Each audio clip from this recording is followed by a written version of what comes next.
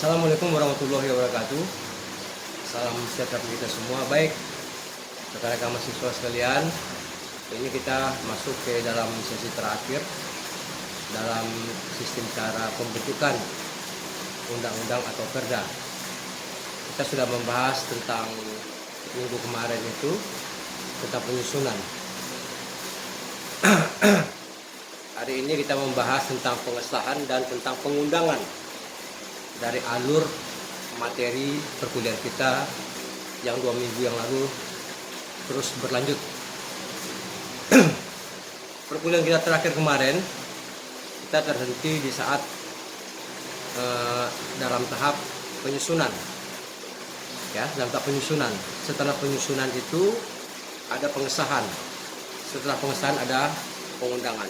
Baik, setelah sebuah rancangan undang-undang tadi disepakati antara pemerintah dan Banlek, Badan Legislasi, maka Banlek mengajukan kepada pimpinan DPR untuk menjadwalkan rapat paripurna dalam hal pengesahan rancangan undang-undang tadi. Jika dijadwalkan, kapan rapat paripurna untuk pengesahan undang-undang tadi bisa dilaksanakan? Ingat, yang namanya rapat paripurna itu adalah rapat keputusan tertinggi di Dewan Perwakilan Rakyat dalam mengambil sikap dan memutuskan sebuah kebijakan. Baik saudara sekalian, setelah pimpinan DPR menetapkan jadwal itu, tentunya melalui badan musyawarah, ya. Badan musyawarah itu adalah sebuah badan di DPR atau di DPRD yang tugasnya itu adalah menyusun jadwal kegiatan 1 bulan DPR atau DPRD itu ke depan. Jadi yang menyusun jadwal itu adalah badan musyawarah. Badan musyawarah itu adalah alat kelengkapan dewan yang sifatnya permanen, ya. Anggota-anggotanya itu adalah juga anggota-anggota DPR dan DPRD itu sendiri. Jadi singkat cerita,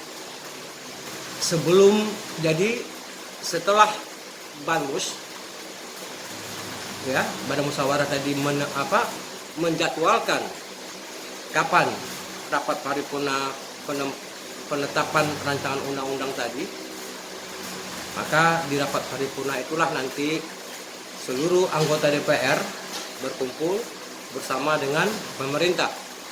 Pemerintah itu biasa diwakili oleh Kementerian Hukum, ya, oleh Kementerian Hukum. Jadi ada dua tahap sebenarnya, 2 tahap perbincangan sebenarnya sebelum undang-undang ini disahkan di DPR. Pertama, tahap perbincangan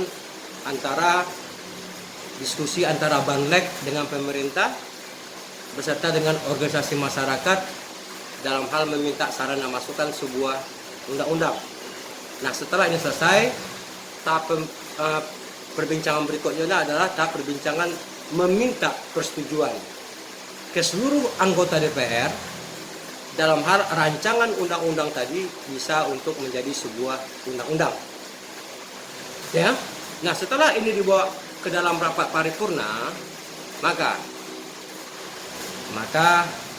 pimpinan rapat yang dipimpin oleh unsur pimpinan DPR atau DPRD juga sama, mekanismenya sama, meminta persetujuan rancangan undang-undang tadi ini disetujui tidak untuk disahkan menjadi sebuah undang-undang.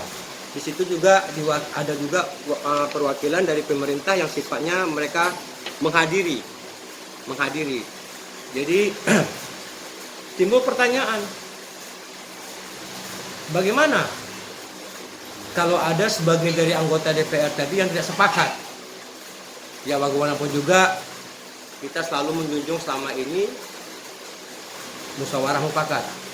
Tetapi apabila ada anggota DPR yang tidak menyetujui rancangan undang-undang tadi menjadi sebuah undang-undang, maka tentu langkah yang terakhir diambil itu adalah voting yang akan diambil. Walaupun sebenarnya putusan DPR untuk voting itu sebenarnya jarang juga terjadi di gedung parlemen. Karena dari awal kan ini sudah dibahas dan sudah dibicarakan di tingkat fraksi sebenarnya. Ya. Nah, setelah ini disetujui bersama, apakah itu melalui musyawarah mufakat atau ini melalui voting, maka ya DPR bersama pemerintah dalam hal ini diwakili oleh Menteri Hukum telah setuju undang-undang ini, rancangan undang-undang ini telah disetujui DPR bersama pemerintah. Apa langkah selanjutnya? Setelah 7 hari, ya ingat ya, setelah 7 hari, ya rancangan undang-undang ini tadi disahkan menjadi undang-undang, maka pimpinan DPR mengajukan kepada Presiden untuk diminta menandatangani rancangan undang-undang tadi menjadi sebuah undang-undang. Jadi selama 7 hari, ya jangka waktu 7 hari setelah undang-undang itu diketok palu di DPR, maka pimpinan DPR itu mempunyai waktu 7 hari untuk mengantarkan ya rencana undang-undang tadi yang telah disahkan itu ke DPR ke Presiden untuk dibubutandatangani. Timbul pertanyaan, kalaulah seorang presiden itu tidak bersedia, atau katakanlah presiden tidak setuju, ya mungkin bisa saja di saat ini sudah disahkan ada gejolak dari masyarakat, ada penolakan dari masyarakat, mungkin dari isi undang-undang itu yang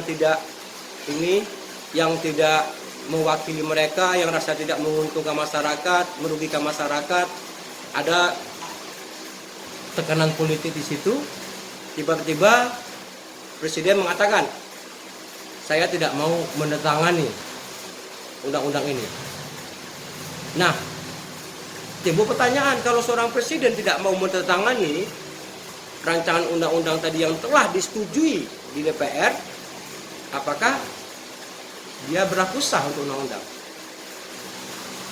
Lihat pasal 20 Undang-Undang Dasar 45.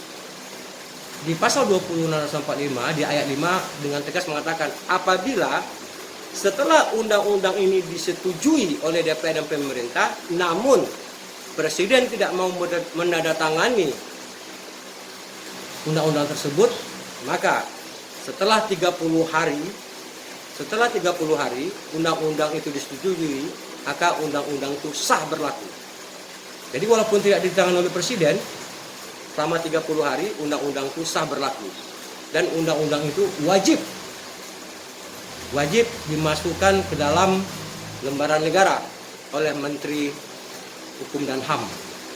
Nah, ini prosesnya, dan ini menurut pasal 20 ayat 5 Undang-Undang Dasar 45. Walaupun Presiden tidak menandatangani, tapi setelah 30 hari setelah ini disetujui, maka dia bisa berlaku.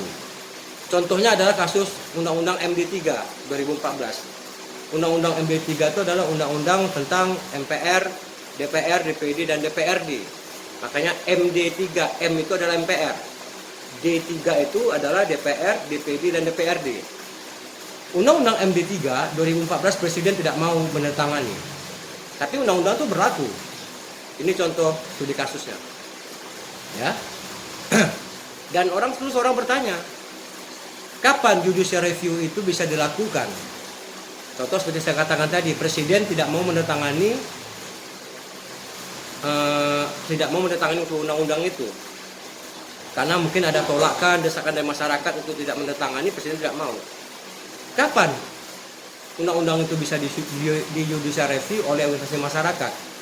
Sebuah undang-undang dia bisa di judicial review apabila undang-undang tadi itu sudah tercatat di dalam lembaran negara, sudah diberi nomor undang-undangnya. Misalnya undang-undang nomor sekian atau sekian, itu kan berarti sudah tercatat di dalam lembaran negara. Setelah ini tercatat dalam lembaran negara, maka organisasi masyarakat bisa melaksanakan judicial review ke Mahkamah Konstitusi. Tapi selama undang-undang itu belum dimasukkan ke dalam lembaran negara, belum ada nomor registrasi undang-undangnya, maka undang-undang tersebut belum bisa untuk di judicial review. Nah, ini tahapan dalam hal pengesahan, ya. Terus dalam hal berikutnya itu adalah dalam hal pengundangan. Dalam hal pengundangan, apa itu pengundangan? Pengundangan itu adalah penempatan peraturan undang-undang dalam lembaran negara. Itu namanya pengundangan. Orang selalu sering bertanya, kapan undang-undang itu berlakunya? Ya, kapan undang-undang itu berlakunya? Ada 3 tahap undang-undang itu berlakunya kapan. Pertama, kita bisa melihat di dalam di dalam penutup terakhir sebuah undang-undang itu, di situ pasti tertulis kapan undang-undang itu bisa diberlakukan. Undang-undang itu bisa diberlakukan ada 3. Kapan undang-undang itu bisa diberlakukan? Pertama, undang-undang itu bisa diberlakukan pada tanggal diundangkan. Nah, setelah tanggal diundangkan itu muncul, maka saat itu undang-undang itu bisa diberlakukan. Ya, di saat di dalam undang-undang itu dibunyikan undang-undang ini berlaku saat tanggal diundangkan. Maka undang-undang itu di saat setelah diberi tanggalnya kapan, maka di saat itu undang-undang itu bisa berlaku. Yang kedua, ada undang-undang berlakunya itu setelah diundangkan. Ini bagaimana pula ini? Ada pula sebuah undang-undang itu berlaku setelah diundangkan. Ya, contoh, kita melihat mengambil undang-undang nomor